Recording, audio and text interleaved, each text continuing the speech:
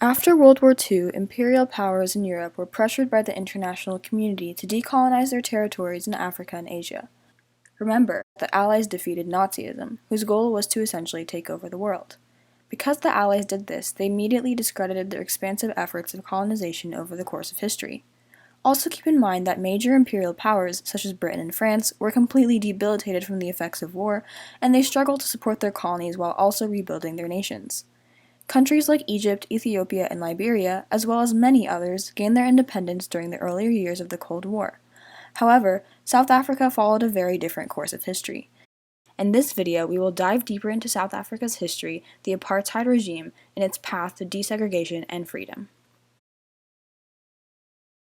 Africa is a huge melting pot of different languages, ethnicities, cultures, and ways of life. Unfortunately, its uniqueness and invaluable resources did not go unnoticed by European foreigners. In the 1880s, Europeans began to take interest in the African continent because of its massive stock of raw materials. Materials like these would help fuel the Industrial Revolution that was underway back home.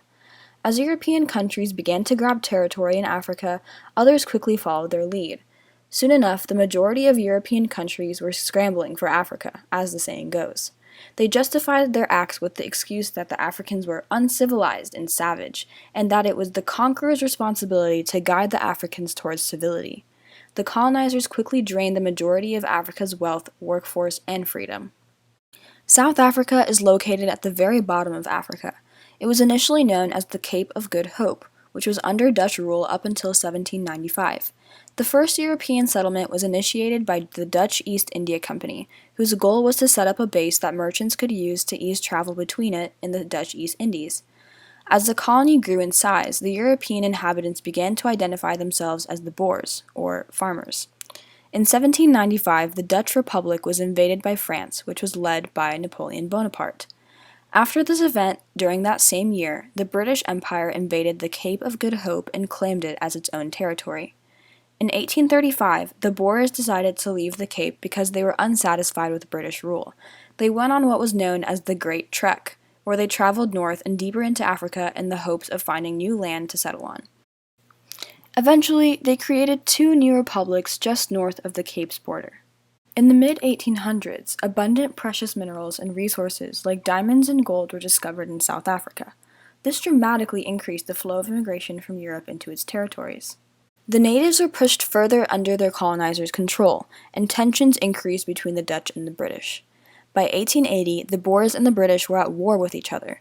The British were defeated, and they recognized the Boer republics as independent states. However, just as the first part of the Boer Wars ended, the scramble for Africa started, and the British were joined by many other European colonizers.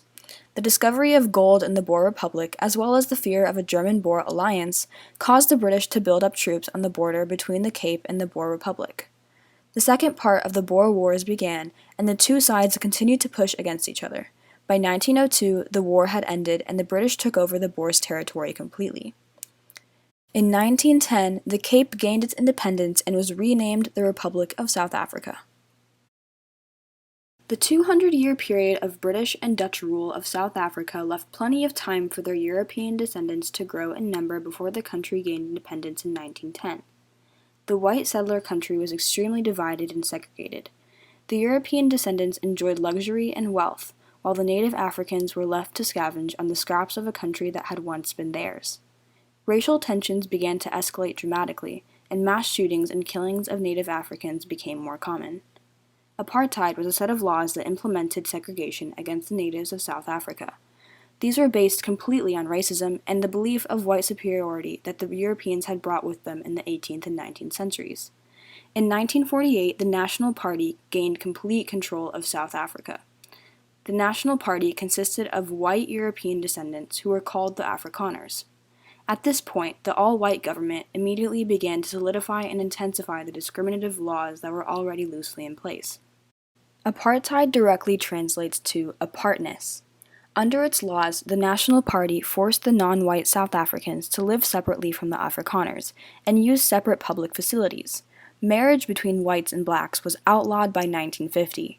80% of South African land was reserved for the Afrikaners, and natives had to carry documented authorization before being allowed into restricted areas. After these laws were instituted, the government violently removed black Africans from their homes in rural areas and forced them to sell their property for very low costs. Black people were also denied all rights to participate in the government. Even before apartheid, discrimination and injustice towards black individuals was a huge problem in South Africa. The African National Congress, or the ANC, was founded in 1912 as a South African political party that identified as a black nationalist organization. In the beginning, it was known as the African Native National Congress. Before apartheid, its main goal was to maintain voting rights for the colored people of South Africa. However, when apartheid became law in 1948, the ANC shifted its focus to eradicating it.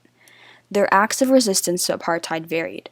They experimented with protests, strikes, nonviolent demonstrations, and eventually fighting with ammunition. On March 21, 1960, a group of 20,000 black individuals within the ANC crowded a police station in Sharpeville as a form of protest. A few of the protesters began throwing stones at police officers. The officers reacted by opening fire and killed 69 people. More than 180 individuals were wounded. In response to this event, the National Party declared a state of emergency. They detained over 11,000 people and outlawed the ANC and all of its subgroups. The ANC was banned from 1960 to 1990 by the all-white National Party. Members of the ANC were prohibited from coming together and planning strikes, protests, and acts of rebellion. Nelson Mandela was born in 1918 in South Africa. Mandela joined the ANC in its earlier days. He was sentenced to life in prison in 1962 by the National Party during apartheid because of his leadership and service to the ANC. In 1985, the government offered to free him if he agreed to cease engagement in political activities with the ANC. He refused and said that he would not stop persevering until his people were free. He managed to lead his people, even from behind bars. He was notorious for his clear message of peace, freedom, and justice. In the mid-1980s, his message really started to take off globally. People all over the world listened to his loud cries and became aware of the struggles for black South Africans. Mandela served a total of 27 years in prison. In 1989, F.W. de Klerk became the new South African president. He thought that the apartheid was unjust and cruel, and he brought its laws to an end. In 1990, the ban on the ANC was lifted. Nelson Mandela was freed from prison and elected as the President of South Africa in 1994, which marked the first time that South Africa had a multi-ethnic government. De Klerk and Mandela received the 1993 Nobel Peace Prize together because of their resilient efforts to eradicate apartheid and establish a non-partial democracy in their country.